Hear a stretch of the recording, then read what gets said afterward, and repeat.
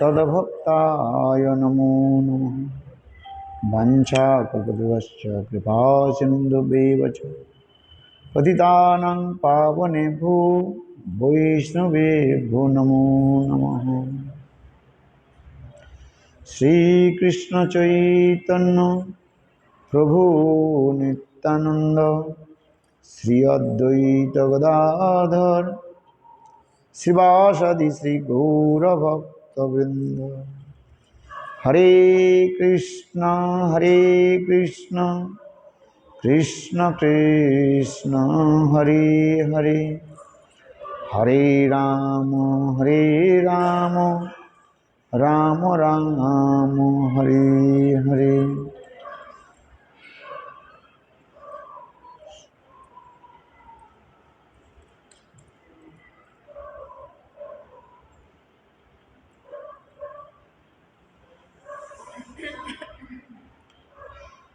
अभी प्रभु जी कह रहे हैं थोड़ा गीता के ऊपर थोड़ा आप बताइए।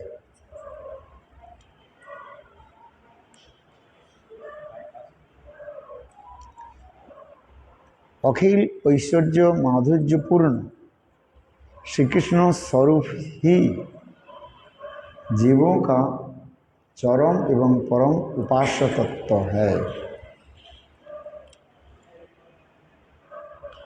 उसी प्रकार श्री कृष्ण कर्षिणी भक्ति ही सर्वोत्तम साधन और साध्य है,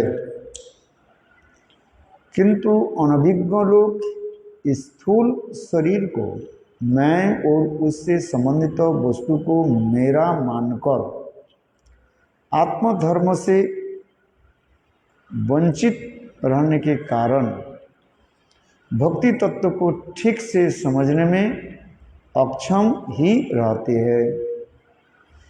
वे स्थूल बुद्धि से युक्त रहने के कारण लौकिक कर्मों को ही यथार्थ समझकर उसमें ही आसक्ति रहते हैं। साथ ही वे वैदिक और मन से संबंधित लौकिक कर्मों में अथवा केवलाद्वैत व मायावाद के चंगुल में फंसे रहते हैं। श्री कृष्ण ने अर्जुन के द्वारा उन लौकिक धर्मों को विषय में उपस्थापित कराते हुए उनकी हेयता सिद्ध करते हुए अतः भक्ति तत्व का ही सर्वोत्कृष्ट प्रतिष्ठित किया गया है। गीता में कर्म, ज्ञान और भक्ति के बारे में बताया गया। 18 अध्याय से पूर्ण गीता में गीता के प्रथम 6 अध्याय में कर्मयोग और अंतिम 6 अध्याय में ज्ञान योग एवं मध्य के 6 अध्याय में भक्ति योग का स्वरूप वैशिष्ट प्रतिपादित किया गया है।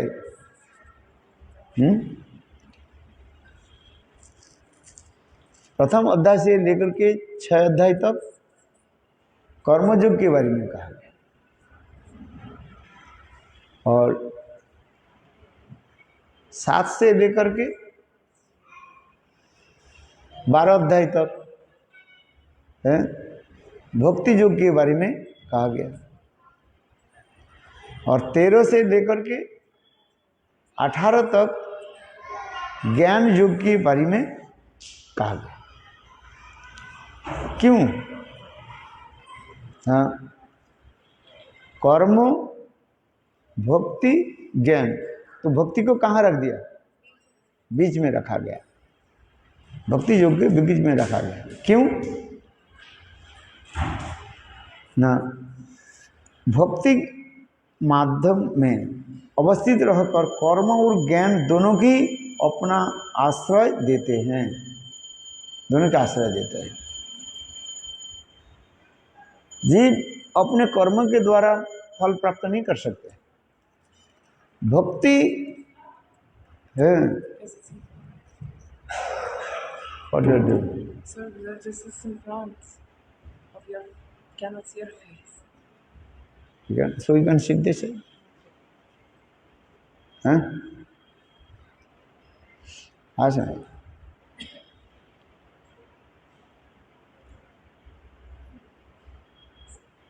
केवल ज्ञान देते नारे फल, ज्ञान केवल ज्ञान के द्वारा फल प्राप्ति नहीं होता है, भक्ति उसमें जोग होने पर फल प्राप्त होता है। इसलिए इसमें कहते हैं, ये गीता में जो बीच में भक्ति योग के बारे में बताया गया, किस लिए नहीं, इसका कारण यह है कि भक्ति मध्य में अवस्थित रहकर कर्म और ज्ञान दोनों का अपना आश्रय देते हैं, क्योंकि बिना भक्ति देवी के सहायता के कर्म और ज्ञान अपना कोई फल प्रदान नहीं कर सकते। गीता में भगवान भी कहा, कर्मण्येवाधिकारस्ते मां फलेषु कदाचन, कर्म करने के तुम्हारे अधिकार है, किंतु फल कौन देते? भगवान देते। कर्मण्येवाधिकारस्ते मां फलेषु कदाचन, फल की आशा त्याग।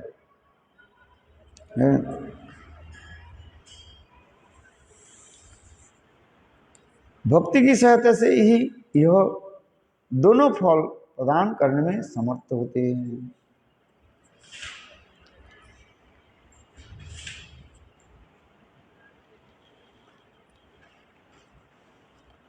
भगवान श्री कृष्ण ने स्वयं ही अर्जुन को कर्म के संबंध में उपदेश दिया है कि भगवान की प्रीति हेतु कर्म करना उचित है, अन्यथा वह कर्म ही मनुष्य के लिए बंधन का कारण बन जाता है। जीवों की बंधन के कारण क्या होता है?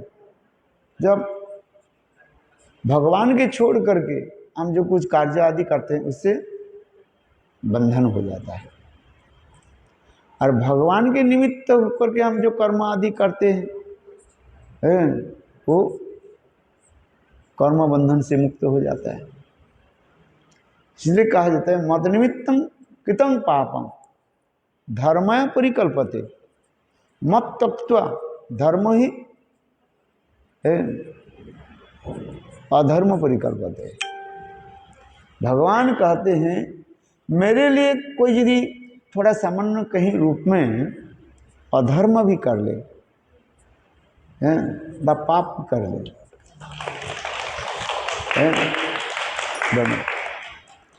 उसके ही श्रेष्ठ माना जाता है। इसलिए मद निमित्तम कृतं पापम धर्म परिकल्पते, वही धर्म है। और मुझे छोड़ करके, माने भगवान के छोड़ करके कोई सत्कर्म आदि भी करे वो उसके अधर्म माना जाता है।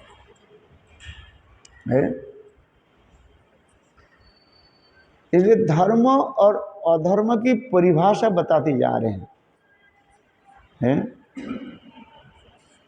एक व्यक्ति सत्यवादी है, मैं सच बोलता, कभी झूठ नहीं बोलते। शास्त्र में लिखा गया, सत्यं वद, सदा सर्वदा सच बोलो, हैं, झूठ मत बोलो। झूठ बोलने से क्या होता है? पाप होता है। किंतु देखो, भगवान के लिए यदि कहीं भी झूठ भी बोले वो सत्य ही माना जाता है, उसकी सत्य माना जाता है।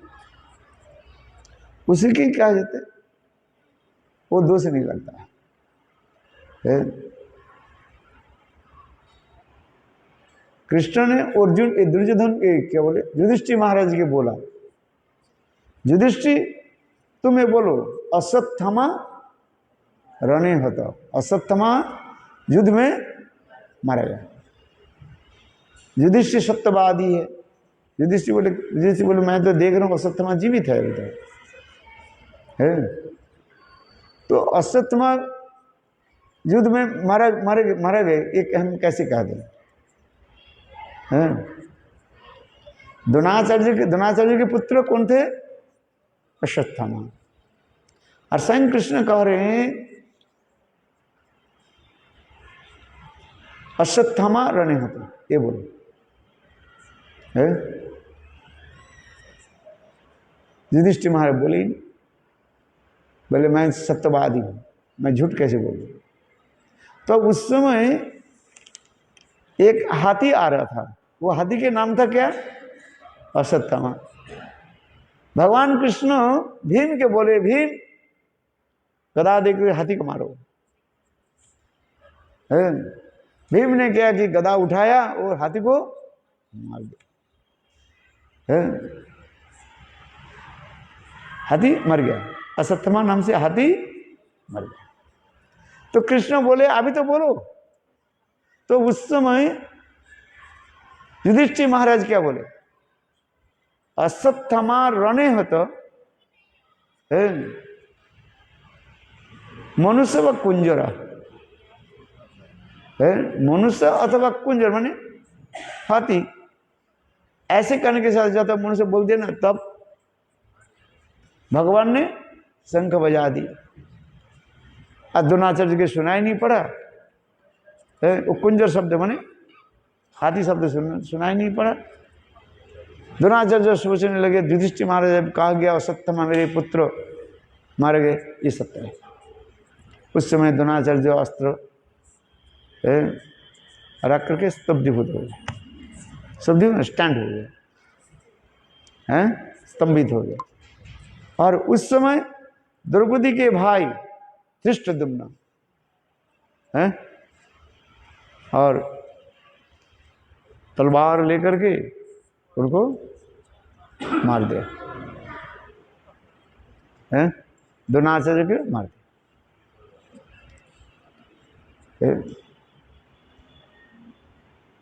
तो धर्म अधर्म भगवान कह रहे हैं अश्वत्थामा रणे हत, तो भगवान जो कर उसे सत्य मानना चाहिए। फिर युधिष्ठिर महाराज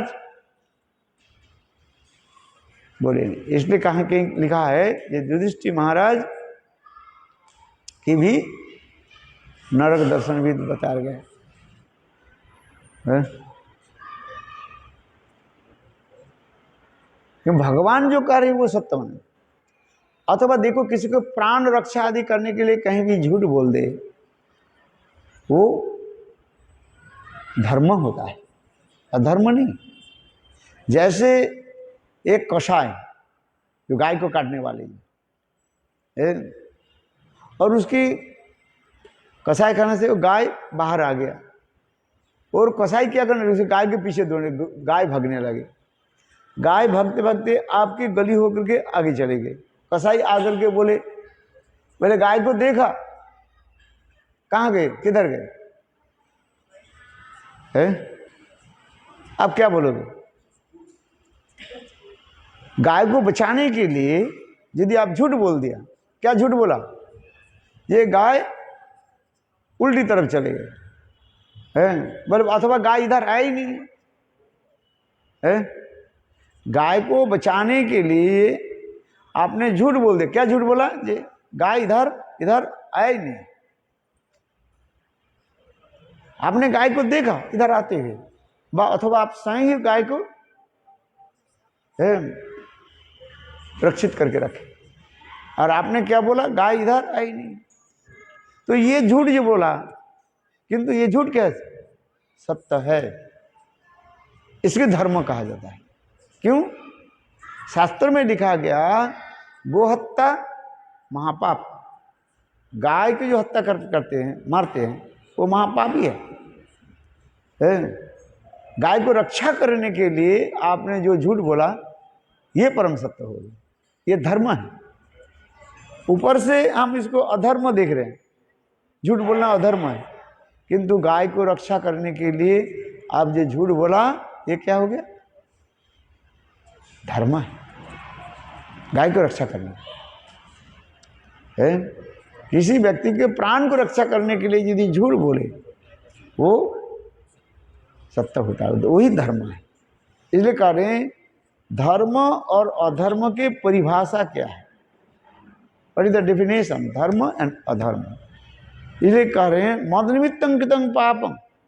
भगवान कहते हैं मेरे लिए यदि कोई सामान्य रूप में कोई पाप भी कर दे, झूठ बोल दे मेरे लिए, है, अपने लिए नहीं, भगवान के लिए कोई झूठ बोले, भक्त के लिए कोई झूठ बोल दे रक्षा करने के लिए, है वो पाप नहीं है।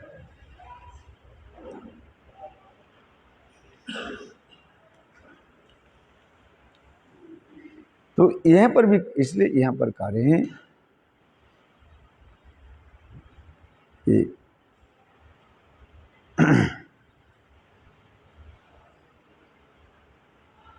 गीता में कहते हैं जी, लोक एवं कर्मबंधनम, इस संसार में लोग कर्म आदि के द्वारा बंधन हो जाता है। कर्म के फल क्या है? बंधन होता है। बंधन समझते हो? बंध जाना है। कर्म फल जीवों की भोगना पड़ता है। उस दिन कहा ना, भगवान के कर्म नहीं है। भगवान जो जी करते हैं उसको क्या कहा जाता है? लीला कहा जाता है। मनुष्य में लीला नहीं होता है। जीव कर्म फल बाध्य कहा जाता है। जो जैसे कर्म किया उस कर्म के फल वो भोगता रहता है। पाप अथवा पुण्य आदि के फल जीव भोगता रहता, संसार में भोगते रहते हैं। आज हो जो जैसे पाप करता है तो पाप के फल कहीं न कहीं किसी न किसी रूप से वो आएगा, उसको भोगना पड़ेगा। समुद्र के जल कभी सूख नहीं जाता है। ठीक उसी प्रकार जो जैसे जैसे जन्म जन्मांतर में पाप आदि करते रहते हैं, उसके पाप के फल कहीं नहीं कहीं वो आ जाता है। महाभारत में एक कथा सुंदर है। एक बुढ़िया थी, उसके पास एक उनके छोटा नाती था, 5-6 साल के था बालक, जो है नाती था। बुढ़िया के और कुछ नहीं। बुढ़िया के घर में एक ठाकुर जी था, गोपाल था। गोपाल की सेवा करती थी वो बुढ़िया, और उसके नाती जो है नित्य प्रत्यह निकट में बगीचा से सुंदर सुंदर पुष्प चयन करके लेकर के आती थी, और बुढ़िया उस फूल के द्वारा ठाकुर जी की सेवा करती थी। बालक के स्वभाव है। जल्दी जल्दी एक दिन क्या कि जल्दी उठ करके बगीचा में चले गए और फूल चुनने लगे, और उसमें थोड़ी सी जो है अंधेरा था। और इतने समय जब फूल चुन रहे थे छोटा बालक, इतने समय एक सांप उसको काट दिया। कृष्ण सर्प, विषधर सर्प जो है, जहरीली सांप उसको काट दिया। अब देने के साथ ही साथ बालक मर गया। उसके मुंह से झाग निकालने लगे। झाग समझते हो?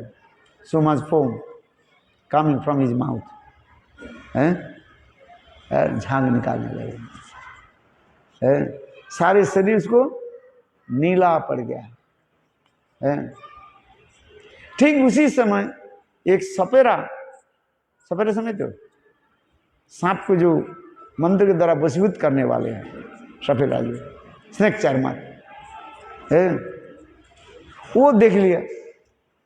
उन्होंने क्या कि उस सांप के जब मंत्र के द्वारा उसे बचते हैं, अपने वशीभूत करके एक टोकरी में भर लिया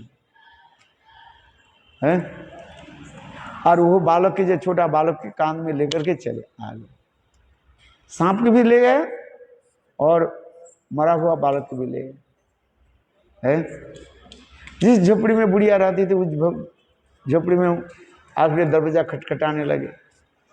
बुढ़िया सोचने लगी ये मेरे नाती है, फूल लेकर के आए हैं ठाकुर जी की पूजा के लिए। दरवाजा खोला, देखा तो दूसरी है। पैर के जमीन बिल्कुल खिसक है। अब उनके नाती की शरीर बिल्कुल नीला पड़ गया, मुंह से झाग निकला हुआ है। बुढ़िया तो कुछ समय के 2-4 मिनट के लिए तो रोए है, किंतु क्या करे बेचारा। वो सवेरे कहने लगे, शनिचरवार कहने लगे, ये आप आदेश दो, ये सर्प सांप जो खल जाती है, तुम्हारे नाती को काट दिया, आप मुझे आदेश दो, ये सांप को मैं बूटी बूटी करके मार डालता हूं, काटता हूं। बुढ़िया कहने लगी, देखो क्या ये सांप को मार देने से मेरा बच्चा क्या जीवित हो जाएगा, मेरा नाती जीवित हो जाएगा? है तो सपेरे करने नहीं, जो जम घर में चले जाता है कभी लौट करके नहीं आता है। तब बुढ़िया कहने लगी, देखो तब इस सपेरे का मारने से फायदा क्या है? ये तो उनकी उसी से उनकी मृत्यु था है, किसमें किसी की मृत्यु होगा सब आगे से प्रारब्ध सब लिखा हुआ है। प्रारब्ध समझे, पूर्व जन्म की कर्म के अनुसार सब कुछ लिखा है। प्रारब्ध खंडाई नारी, पूर्व जन्म की कर्म की फल जो प्रारब्ध जो है वो सबके पास है।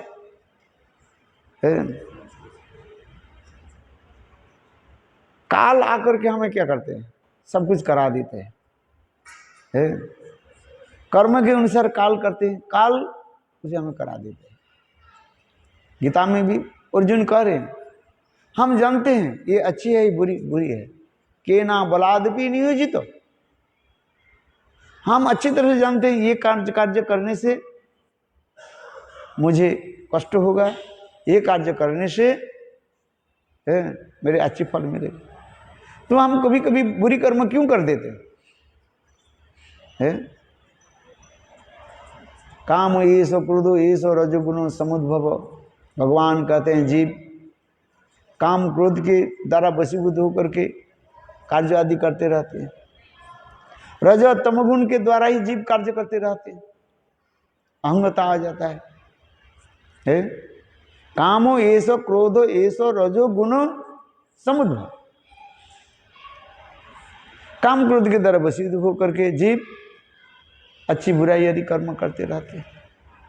कभी सात्विक भावों के द्वारा अच्छी कर्म करते हैं, कोई तामसिक भाव के द्वारा बुरी कर्म आदि करते रहते हैं। इसे कहते काम हो ये सो क्रोध हो ये सो रजो गुण समुद्भव, काम क्रोध के द्वारा है। ये सब कैसे होते? पूर्वजन्म की कर्म की वो निर्धारित रहते हैं, करते रहते हैं। इसलिए कहते केना बलादपि नियोजित, कौन मुझे बलपूर्वक जबरदस्ती ये काम कराते हैं? तो गीता में भगवान कह रहे हैं काम ये सब रजोगुण समुद्भव है। काल कर्म काल के द्वारा हम सब कार्य करते जा रहे हैं। तो उस समय कहने लगे देखो काल ही करा दिया। ये जो सांप जो उसको काटा, कैसे काटा? बोले काल ने प्रेरणा दी है। इतने समय काल प्रकट हो गए। काल बोले हमारे ऊपर क्यों करे भाई, दोष क्यों लगा रहे हो है? तो कौन करते? कर्म, कर्म ही हमें करा देते हैं। कहीं न कहीं कर्म के चक्र इसी प्रकार से किसी न किसी प्रकार से वो आपके पास आ ही जाएगा। जो जैसे कर्म आदि करते रहते हैं उस कर्म के फल उसको चखना पड़ता है? कर्म के फल। इसलिए भगवान कहते कर्मण्य अधिकार अस्ते मां फलेषु कदाचन, कर्म करने में तुम्हारा अधिकार है, फल मैं देने वाला हूं है?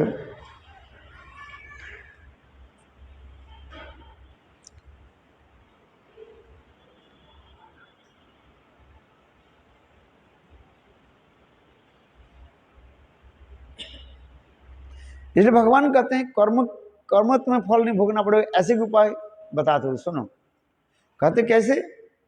न मई सर्वाणी कर्माणि संन्यस्य स, अर्थात समस्त कर्म को मुझे समर्पित करते ही करना चाहे।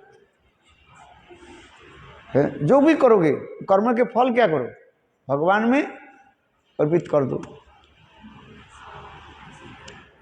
भगवान में जब हम समस्त कर्म को अर्पित कर देते हैं और वो कर्म फल हमें भोगना नहीं पड़ता है। इसलिए भगवान कहते हैं जत करुषि जदुषि जदासी जत तपसी कुंत तत्कुश मद अर्पणम। जो कुछ भी करोगे वो सब की फल मुझे अर्पित कर दो। है यज्ञ आदि करके सब क्या करते हैं? इदं सर्वं फलम विष्णु समर्पित। मैंने जो कुछ भी किया ये समस्त जो फल विष्णु की ही अर्पित कर देते हैं, भगवान को अर्पित कर दिए तो हमें कुछ भोगना नहीं पड़ता है। भाई किससे एक पैसा भी लिया उसको क्या करना पड़ेगा? है ब्याज समेत देना पड़ेगा पूरा, है छोड़ेगा नहीं वो, है देना पड़ता है। हमारे परम गुरु भक्ति प्रज्ञान केशव गोस्वामी महाराज की कथा उसमें देखो, ये केशव भक्ति प्रज्ञान केशव जीवन चरित्र गुरुदेव ने लिखा ना है, उस समय की कथा है। श्रील गुरुदेव श्री नारायण गोस्वामी महाराज और एक ब्रह्मचारी से नरसिंह महाराज था, वो है परम महाराज के गुरु भाई थे। चलो दोनों भिक्षा में गए, है दोनों भिक्षा में लौट करके आए और आकर के उन्होंने क्या कि 15 उस समय की बात है, मानो 15 रुपया 15 रुपीज श्री परम गुरु महाराज के हाथ में दे दिया। श्री भक्ति प्रज्ञान केशव गोस्वामी महाराज इनको बुलाया, श्री गुरुदेव नारायण गोस्वामी जी बुलाया। उस समय बोले आज कितने कलेक्शन किया? बोले 25 रुपया हुआ हम लोग है। तब साथ ही साथ परम गुरु महाराज ने नरसिंह महाराज उनको बुलाया, बोले आज कितने कलेक्शन हुआ? ने 25 रुपया, तो तुम मुझे 15 रुपया क्यों दिया? है उन्हें बोले देखो काल हमें जाना पड़ेगा कहीं, है उसके लिए खर्च करना 10 रुपया मैंने इसलिए जेब में रख लिया और इसलिए 10 रुपया दिया, 15 रुपया दिया है। काल आपको मांगना नहीं पड़ेगा इसलिए मैं 10 रुपया रख लिया और 15 रुपया आपको दे दिया। हर रोज कहाँ मांगे? है परम गुरु महाराज ने नहीं सब सारे पैसे दो। परम गुरु महाराज ने क्या कहा? सारे पैसा दो। तब अपने गुरु भाई है ना, है नहीं ऐसे करके 10 रुपया दे दिया। तो परम गुरु महाराज ने क्या कि भक्ति प्रज्ञान केशव गोस्वामी महाराज ने क्या कि पहले जो उन्हें 15 रुपया दिया था, अभी जो 10 रुपया दिया, दोनों के एक साथ में मिलाया और मिला करके ऐसे ऐसे करके फिर जेब में रख दिया और फिर जेब से 10 रुपया निकाला और निकाल करके नरसिंह महाराज को दे दिया। तो नरसिंह महाराज उस समय गुस्सा से कहने लगे, अपने गुरु भाई है ना, है जो देना ही था मुझे तो लिया क्यों 10 रुपया पे? है तो देखो परम गुरु महाराज इतने सुंदर जुक्ति दिखाए। देखो तुमने जो कलेक्शन किया, जो पैसा तुम्हें मिला, ये विषय के 20 है, उसमें विषय के क्या है? 20 है। तुम्हें हजम करना संभव नहीं है। देखो हम उसमें लिख पढ़ो कितने सुंदर शिक्षा दे रहे हैं। तुम हजम कर नहीं पाओगे, इतना सहज नहीं है। एक पैसा जो देते हैं लोग, उतने कितने भावना रहता है? अब बात सही है कि नहीं? ऐसे थोड़ी लोग पैसा दे देते हैं। उसमें और वो पैसा जो वो कमाते हैं, कितने कष्ट करके बेचारा कमाया है। दो बात मैं बता रहा हूं, परम गुरु महाराज करें, हमने कहते गुरुदेव हमें कथा सुनाते थे उस समय का। एक व्यक्ति हमें कोई जो 1 रुपया दे रहे हैं, तो 1 रुपया कमाने को तो कष्ट नहीं होता है, और ना जाने उसमें और भी उसमें भी कितने कामना वसना रहता है? और तुम उसके लेकर के आइसक्रीम खा लिया, वो खा लिया, क्या क्या जो भी, तो भोगना नहीं पड़ेगा? हाँ, इसलिए कह रहे हैं नहीं। परम गुरु महाराज ने कहा देखो मैंने इसको क्या कर दिया, शोधन कर दिया, ला ये 10 रुपए ले जाओ, खा लो। शिक्षा देते हैं, कर्म तुम्हें करना तो पड़ेगा, कर्मण्य अधिकारस्ते मां फले से कदाच जत्कुरुषि जोशी जदासी जत्तपसी कुंत्यो तत्कुरुष मत अर्पणम, मुझे अर्पित कर दो। भगवान कहते हैं सारे कर्म जो कर्म के फल मुझे अर्पित कर दो, तब तुम्हें कर्म तुम्हें भोगना नहीं पड़ेगा, दोष नहीं लगेगा। एक भजनशील व्यक्ति अपने भजन के प्रभाव के द्वारा वो समस्त विषय की विष को वो क्या कर देते हैं, नष्ट कर देते हैं। और जिसे क्षमता नहीं है, वो यदि खा ले तो उसे भोगना पड़ता है। शिव जी ने सारे जहर को क्या कर लिया, पान कर लिया, पी लिया कि नहीं पी लिया? समुद्र मंथन होने लगे, देव और असुर में समुद्र मिल करके समुद्र मंथन किया, और समुद्र मंथन से इतने टन टन, कितने हजारों टन जहर निकला, और सारे जहर के शिव जी ने पी लिया, पान कर लिया। और पान करके कहाँ रखा? देखो शिव जी की कथा कैसे सुंदर है। शिव जी अंदर में नहीं ले गए, क्यों बोले हमारे हृदय में तो भगवान विराजमान है, कहीं भगवान के कष्ट न हो जाए। ये शिव जी सारे जहर को कहाँ रख दिया? बोलो नीलकंठेश्वर महादेव की जय। इसलिए शिव जी के कंठ कैसे हो गया?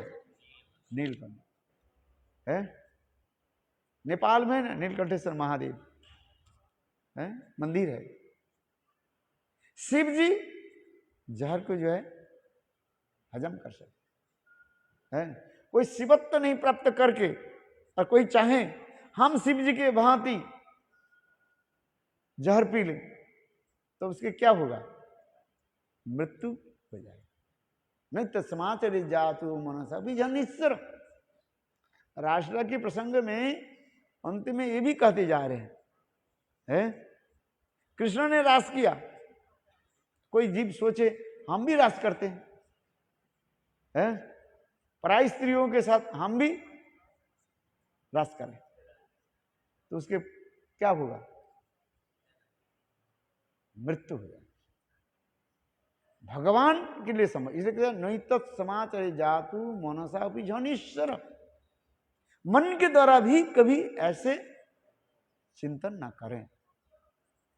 ये कहते हैं नहीं तत्समाचारे जातु मनसा भी जनिश्वर जथा रुद्र अब्धिज विषम। शिवत्व प्राप्त नहीं करके कोई सोचे ये मैं भी इस जहर के पान पी लूं, उसकी मृत्यु हो जाती है। तात्पर्य क्या है? भगवान में जो समर्थ है जीव में वो नहीं है। जीव को भी रास नहीं कर सकते। और जीव के बाद छोड़ दीजिए, भगवान की किसी अवतार तक भी रास नहीं किया है। रामचंद्र रास किया? रास है। द्वारकाधीश मथुराधीश कृष्ण वो भी रास नहीं। रास किसने किया? एकमात्र बलिनंदन श्याम सुंदर धीर ललित नायक, उसके लिए संभाव है। वो भी भगवान जो रास किया प्रेम विलास आदि गोपियों को, वो भी अपने सर्वशक्ति सर्वशी राधिका के काय व स्वरूपिणी समस्त गोपियों के साथ विलास आदि किया। है, ये भी तत्व सिद्धांत है। इसलिए जीव कभी ये सब कथा को चिंतन ना करें। कौन सा कथा को? ये भगवान की भांति मैं भी पराय स्त्रियों के साथ विलास आदि करूं, नरकगामी हो जाता है। इसलिए कहते हैं, यहां पर आइए, इसलिए कह रहे हैं जी, गीता में संग भगवान इसलिए कह रहे हैं, जत करोसी जत जोशी जदासी जत जत तपसी कुंत्यो तत्पुरुष मदर्पणम। जो कुछ भी करते हो मेरे प्रसन्नता के लिए ही करो, मुझे ही अर्पित कर दो। इस प्रकार हम देखते ही हैं कि श्री कृष्ण ने कर्माधिकारी जीवों के लिए निष्काम भगवत अर्पित कर्म करने का ही उपदेश दिया है, मात्र कर्म करने के लिए नहीं है।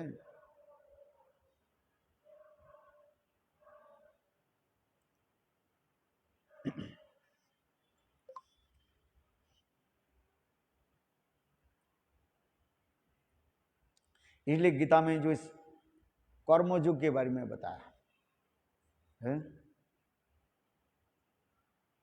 कर्मयोग में तत्त कर्म हरितोषणम जत, वह समस्त कर्म करें जिससे स्वयं श्री हरि के प्रसन्नता हो। हरि प्रसन्नता ही हमारे मूल कारण कहा जाता है। गीता में ये दिखाते हैं कर्म तो करें, जो कोई कह रहे जो हम कर्म नहीं करते, गीता में भी कह रहे, भगवान कहते हैं, कोई कहते हैं मैं कर्म नहीं करता हूं, है तो मिथ्याचार से उच्चते, वो झूठ बोलता है। अच्छा, आप सांस लेते कि नहीं लेते, खाते हो कि नहीं खाते, पीते हो कि नहीं, कर्म हो जाता है। कर्म हम करते हैं, किंतु उस कर्म करते हुए कर्म के फल भगवान में अर्पित कर दो। जैसे मैंने कहा कि यज्ञ आदि करने के पश्चात समस्त यज्ञ के फल है भगवान श्रीहरि में अर्पित कर देते हैं। इसलिए करे तत्त कर्म हरि तोषणम जत, एकमात्र श्री हरि की प्रीति के लिए करो। महाप्रभु रायनंद के पूछा, प्रभु कही पड़ोस लोग साध्य निर्णय, राय कही स्वधर्म आचरण विष्णु भक्ति है। रायनंद ने क्या उत्तर, प्रभु कहे पड़ोस लोग साध्य निर्णय, साधन के द्वारा हम साध्य वस्तु प्राप्त कर सकते हैं। तो रायनंद कहां से प्रारंभ किया? वर्णाश्रम धर्म से। वर्णाश्रमाचरता बता पुरुषे न परपुमान विष्णु आराधते पंथा नान्नत तत्व सु कारण। भगवान श्रीहरि प्रसन्न होते हैं कोई वर्णाश्रम धर्म के पालन करे, ब्रह्मचारी, गृहस्थ, वानप्रस्थ और सन्यास है। और ये हो गया, एक कितने हो गया, आश्रम हो गया है, चारों आश्रम और 4 वर्ण। वर्ण क्या है? ब्राह्मण, क्षत्रिय, वैश्य, शूद्र, सब अपने अपने स्वभाव के अनुसार और अपने अपने आश्रम में रह करके ही भजन करें। सस्य अधिकारी या निष्ठा सा गुण परिकीर्तिता, जो जिस अपने अधिकार के अनुसार रख रहे निष्ठा के साथ भजन आदि करे, सीधी बात है। अपने अपने निष्ठा के साथ रहो बस। ब्रह्मचारी ब्रह्मचर्य आश्रम में रहे, गृहस्थ गृहस्थ आश्रम में रहे, नियम आदि पालन आदि करे, वानप्रस्थ, सन्यासी, सब अपने अपने आश्रम में और वर्ण के अनुसार चातुर्वर्ण मया शिष्टं गुण कर्म विभाग से, गीता में भी करे चार वर्ण जो आश्रम के मैंने सृष्टि किया, उनकी गुण और कर्म के द्वारा, माने उनके स्वभाव के द्वारा वर्ण और आश्रम निरूपित होगा, स्थापित होगा। इसलिए कह रहे हैं वर्णाश्रम आचरता बता पुरुषे न परोपुमान विष्णु आराधते पंथा नान्यत्व से कारण। भगवान श्रीहरि किससे प्रसन्न होते हैं? कोई वर्णाश्रम धर्म के पालन करे। इसलिए भगवान रामचंद्र आकर के ऐसे एक सुंदर वर्णाश्रम धर्म की और मर्यादा की स्थापना की, न भूतो न भविष्यति। अभी रामचंद्र के आविर्भाव दी थी, भगवान रामचंद्र के आने की कारण ही विशेष है। लोग वर्णाश्रम धर्म के भूल गए थे, जैसे चार रूप में घूम रहे थे। भगवान रामचंद्र आकर से वर्णाश्रम धर्म की इतने सुंदर रूप में प्रतिष्ठा कर दिया है और मर्यादा को रखा। इसलिए कहा जाता है, देखो प्रेमा भक्ति में प्रवेश करने के लिए क्या चाहिए? मर्यादा को लेकर के चलना पड़ता है। उच्छृंखल जीवन करके हम भक्ति राज्य में प्रवेश नहीं कर सकते हैं। क्या श्लोक है? अरे नारद पंचरात्रम विधिंग विना श्रुति स्मृति नारदादि पंचरात्रि विधिंग विना एकांतिक हरेर भक्ति उत्पादकी केवलम है। श्रुति स्मृति नारदादि पंचरात्रि, श्रुति स्मृति वेद उपनिषद आदि में शास्त्र में जो लिखा है, उस विधि के कोई उल्लंघन कर दे और उल्लंघन करके यदि कहे मैं एकांतिक ही भक्त हूं, है वो क्या हो जाता है? उत्पादकी केवलम, उसकी भक्ति नहीं हो रही है। इसलिए श्रुति स्मृति नारद आदि पंचरात्रि विधिंग बिना, श्रुति स्मृति नारद पंचरात्र में जो विधि दिया गया, उस विधि को नहीं पालन करके कोई मनमानी ढंग से है कोई भजन करना शुरू कर दे, है उसकी जो भक्ति है, उसकी भक्ति को क्या कहा जाता है? उत्पादकी केवलम, वो उत्पाद करते रहते हैं,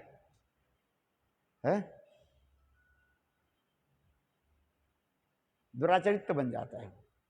दुराचारी है वो, तो सदाचारी नहीं है, दुराचारी है। इसलिए भगवान रामचंद्र ने क्या की?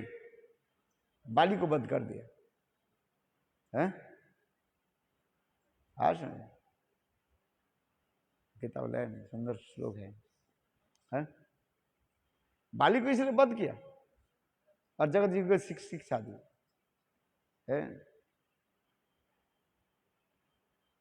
तो इसलिए कहा जाता है ये वर्णाश्रम धर्म के जो इसलिए कहते भक्तिवंत ठाकुर लिखते हैं, जो जितने परिमाण वर्णाश्रम धर्म आदि शुद्ध सदाचार के पालन करते हैं, वो उतना ही परिमाण भक्ति राज्य में वो प्रवेश करते हैं। और नहीं तो क्या है? न सुर्गम न स्वर्गम न उसके स्वर्ग फल नहीं प्राप्ति नहीं होता है, और उसके मृत्यु के पश्चात वो नरक में जाते हैं, नरक जाना पड़ता है। जो शुद्ध सदाचार को नहीं पालन करते हैं, मृत्यु के पश्चात असर्गम मन नरक में जाना पड़ता है, और ना इस जगत में उसके कोई सुख मिलता है। ये समस्त विचार दिया गया। शुद्ध सदाचार को हम पालन करें। इसलिए वर्णाश्रम अचरतवता पुरुषे न परोपुमान विष्णु आराध्यते पंथा नन्न तत्व से कारणम। भगवान विष्णु प्रसन्न होते हैं। रामचंद्र कैसे सुंदर जीवन आदर्श को दिखाया है। न भूतो न भविष्यति। रामचंद्र की आदर्श जो है ये अनूठा है, दिखाया है। यही रामचंद्र की आदर्श मर्यादा की प्लेटफॉर्म पर भित्ति करके हम कृष्ण की जो प्रेमा भक्ति है उसके ऊपर हम आगे चल सकते हैं। यही विश्वनाथ चक्रवर्ती पाद टीका में लिख रहे हैं है कि मर्यादा के उल्लंघन करके कभी प्रेमा भक्ति नहीं हो सकता है। यथेच्छारिता है, अपनी इच्छा के मन में, इसलिए करे श्रुति स्मृति नारदादि पंचरात्रि में विधि बिना एकांतिक की हरिर भक्ति उत्पाद की केवलम, उत्पादिक भक्ति हो जाती। उत्पाद करने, उत्पाद समझते हो, समाज की जो है कलंकित हो जाते हैं है। लोग हमें क्या देखते हैं, हमारे सदाचरित्र कितना है वो देखते हैं। स्थूल बुद्धि वाले लोग क्या है, देखते हैं कि नहीं देखते है, सदाचरित्र कितना में वो भी देखते हैं। मेरे हजारों गुण रहने पर भी किंतु मेरा यदि सदाचरित्र नहीं रहे, लोग निंदित हो जाता है, लोग हमें निंदा करें है? लोग निंदा हो जाते हैं। इसलिए विधि निषेध के पालन, विधि और निषेध, नियम कानून के पालन करना पड़ता है। ये समस्त विचार दिखा रहे हैं गीता में, इसमें सारे तत्व के खोल दिया। गीता ऐसे अमूल्य ग्रंथ है, सारे वेद पुराण उपनिषद है, समस्त शास्त्र की सार गीता में लिखा था। मेरे गुरुदेव कहते थे गीता के जो अध्ययन कर लेते ना, वो वेद पुराण के सभी हो जाते हैं। इसलिए गीता में हृदय पार्थम, गीता में सारुत्तम, जत्र गीता विचारश्च पठन पठन तथा मदते श्री कृष्ण भगवान श्री राधे आस। जत्र गीता विचार से, जहां पर गीता की कथा होती है, आलोचना करते हैं, विचार होते हैं, गीता की चर्चा होती है। जत्र गीता विचारश्च पठनो पठन तथा, पाठ आदि होते हैं, गीता पाठ। संग भगवान श्री राधा के साथ है, अपने स्वरूप शक्ति स्वरूप स्वरूपिणी श्रीमती राधा जी के साथ वहीं पर साक्षात रूप में प्रकट हो जाते हैं। गीता महात्मा ऐसे लिखा है, जत्र गीता विचारश्च पठनो पठन तथा मदते श्री कृष्ण भगवान श्री राधायास। भगवान अत्यंत प्रसन्न होते हैं गीता पाठ करो है। लोग सोचते हैं ये गीता तो बस शिशु शास्त्र है, ऐसे नहीं। गीता में समस्त प्रकार के तत्व सिद्धांत भावपूर्ण सब कुछ विराजमान है उसमें है। देखो इसमें गुरुदेव की जो टीकाएं जो है कितने सुंदर सुंदर है। विश्वनाथ चक्रवर्ती पाद की टीकाओं की जो है व्याख्या किया है। और इसमें जो है बलदेव विद्याभूषण प्रभु की टीका भी है इसमें है। ये समस्त विचार को लेकर चलना है। इसलिए गुरुदेव कहते हैं भजन ये केवल भक्ति, क्या बोले माने चिप नहीं है, है? भक्ति क्या चीज है, बस अत्यंत मूल्यवान वस्तु है। कानाकोड़ी की तरफ मिलेगा नहीं है। भक्ति के लिए बहुत कठोर तपस्या करना पड़ता है, भजन करना पड़ता है, त्याग स्वीकार करना पड़ता है। बहुमूल्यवान वस्तु प्राप्ति के लिए कठोर परिश्रम करना पड़ेगा कि नहीं है। एक काना कौड़ी के लिए सामान्य परिश्रम करने पड़ता हो जाता है, किंतु कोई यदि चाहे मुक्ता मणि मुक्ता की प्राप्ति करें उसके लिए कठोर परिश्रम करना पड़ेगा। ये भक्ति उसी प्रकार है। भक्ति को प्राप्ति करने के लिए हमें कठोर परिश्रम करना पड़ेगा। गुरु प्रेमानंदी बोलो वृंदावन बिहारी लाल की जय। जय जय श्री राम। तुम्हारे रह गया अचिंत भेदाभेद तत्व रह गया है, रह गया ना, फिर काल बताएंगे हैं। ब्रह्म के बारे में बताया था, ब्रह्म में कितने बताया, स्वगतो स्वजातीय विजातीय भेद रहित ब्रह्म। गौड़ीय वैष्णव की ब्रह्म के बारे में क्या बताया गया, स्वगतो स्वजातीय विजातीय भेद रहित ब्रह्म। सुबह बताया ना, स्वगत भेद, सजातीय भेद और विजातीय भेद रहित, भेद नहीं है उसमें है, इसे कहते स्वगतो स्वजातीय विजातीय भेद रहित ब्रह्म। इसी कहते हैं अचिंत भेदाभेद तत्व उसमें है। भगवान भगवान अपने अंग के द्वारा सब कार्य आदि साधित कर सकते हैं। आंखों के द्वारा चल सकते हैं, आंखों के द्वारा वो खाते हैं, जीव के लिए संभव है। अंगानी जैसे सकल इंद्र वित्ति बंती पसंती कलंती जगत, ब्रह्म संहिता में कहा गया है। और जितने भी विष्णु तत्व है भगवत, सब एक ही तत्व है, अचिंत तत्व है, एकमेव परमम तत्वम, एक ही परम तत्व है, एब्सोल्युटली ट्रुथ, परम सत्य है। ईश्वर है, ईश्वर में कोई भेद नहीं, ईश्वर ये भेद मानने के लिए है अपराध। राम एक अलग भगवान है, कृष्ण एक अलग भगवान है, ऐसे कहने पर अपराध होता है। इसमें विचार दी स्वगत और स्वजातीय विजातीय भेद रहित। सबसे बड़ी कठिन वस्तु क्या है समझना? कौन सा कठिन है? विजातीय भेद रहित ब्रह्म, ये बहुत कठिन विषय है।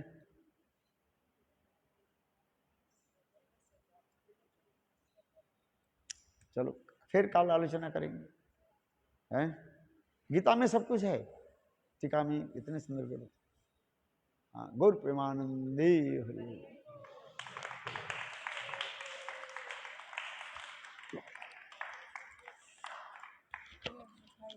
हाँ, हाँ।